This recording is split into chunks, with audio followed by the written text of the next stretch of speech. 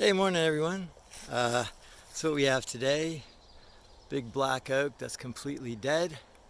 And the homeowner doesn't want any of these trees underneath it smashed, kind of looking into the sun there. But that dead limb is over that oak. So I'm gonna put a rope in it and use a mechanical pull to see if I could break it.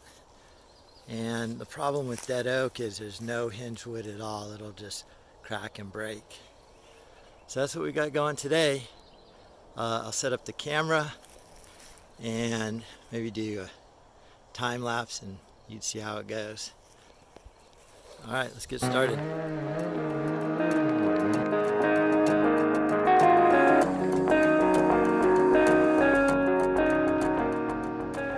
Okay, getting started here with the Stihl 361 with a 26-inch bar.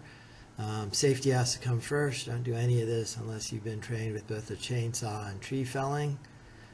Glasses, helmet, earmuffs, face shield. Here I am coming in on a face cut. These are the two that are a little easier just to fall. Looking down my gun sight to make sure it lines up. My big issue is I really don't want it to get caught, and then after that I don't want it to smash the other ones. But that one fell pretty cleanly. I kind of brushed that one oak on the left but didn't break any limbs. Just cutting off the stump cut there. Then on this one it's a little tighter, a little bit bigger, has kind of a funnier lean to it. So I'm trying to get it just perfect. So as I go back and forth, I'm sighting down the gun sight just to get that right. Making sure I'm closing that face up nicely. You know, extra few minutes here can save you hours trying to untangle it and climb the other trees. Coming through the back, and then there it goes. You could see it kind of brushed the other ones, but fell cleanly with no other problems. And then the third stem in this oak clump is going to be the tricky one. So we'll do that one next. It's a great saw, the Stihl 361. I love the saw. As soon as you're done, you look up right away immediately to make sure there are no hangers anywhere in the trees that could fall on you when you start cutting up the oak or the brush on the ground. There's a little bit of deadwood in those oaks. The homeowner didn't want me to climb them to clean it up. That would have really increased the time of the project. So those two are down. And then this one right here is the one that's the tricky one that I thought would be interesting to video. So let me kind of go around so we get some better light here. That's the oak I'm trying to save, and then that's the dead oak hanging over this one. The problem with the oak that I don't want to smash, this one right here, is that the limbs are so horizontal that there's like a point right in the center before they start bowing to the ground. And if I could get it, looking at it this way, if I could get it to the left of that high point, the whole dead tree that I fall will roll off of it. So you could see it there, even though it's green below, but that dead one above, I want to get to the left of that high point, and then hopefully I'll be able to bend those limbs down and save that tree. If it breaks off just a tip of deadwood, it'll be okay, but if it hits that center point to the right, it'll be a disaster. I'm going to put a big long rope in the top of that, and then I'm going to pull way over that way, hoping to get it on those tips. I don't put the rope too high, because if I put it too high and pull, it might just break that top off. Oak is super brittle when it's dead like this. So let's see what happens. So here I am with my throw bag and throw line, throwing it up over the top. Probably just missed. Got it on the second one. So again, I'm not at the very high up in that tree. I'm kind of in 2/3 of the way up. So I've done that before where I've gone too high, put a ton of force on it, and then with that ton of force, I've broken the top out.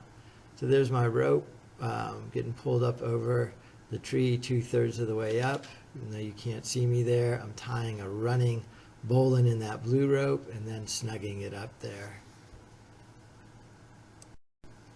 Now I'm in that back lower left corner, pretty far away. I think that blue rope's 120 foot, and I'm using, I think it's a 5-to-1 mechanical advantage. It's a set of blocks. I'll try and put a link to a better video of how to use those blocks. So I have that set of blocks getting tied to the tree there, and then I'm running a Gibbs ascender to attach it to the blue rope. Next thing I do is I haven't cut on this dead one at all, and I'm just snugging it up pretty tight as I could get it by hand first, and then a little bit of the blocks to put some pressure on it. So I have a little bit of limited pressure on that the dead leader there, and now I'm face cutting it. Unfortunately, I got the camera in the wrong spot, so I'm face cutting it, and then I'm coming through the back right here, and I'm not cutting all the way through, I'm just cutting it a little bit. Then as I'm cutting it, I hear a teeny little crack in it, and I'm horrified it's going to break without the pull force. So in the next little bit of footage, you could see me making a run for it, dropping my saw and running over to the pull rope. Starting to crack right there.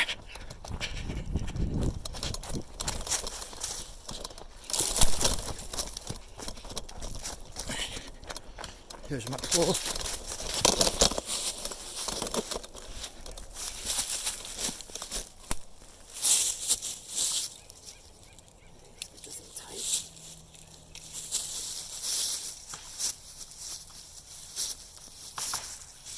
Go.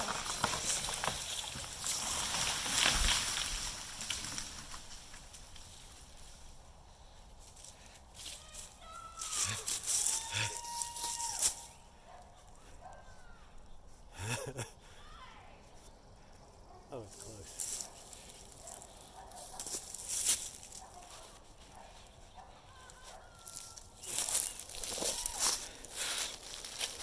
I don't know if you caught that. There's a homeowner. Please, I missed that one after all. Get a different angle here. So there's where it came off of.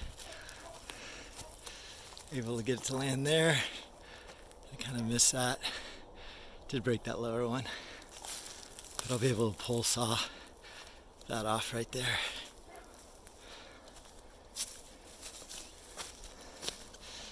Here's the stump.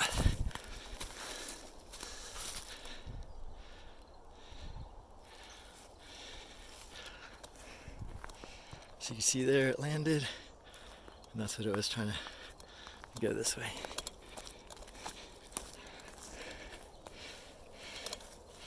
So there's a stump, there it landed, and that's what it was aiming over. So that's good, very good. TopSaw, thank you for watching. Another day of tree work, it's good to be alive. If you liked the video, hit like and subscribe. Appreciate you watching these. I love making them.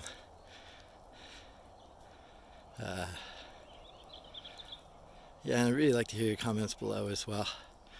If you had a better way to do this, I don't know, maybe a truck. It would have been hard to get a truck down here.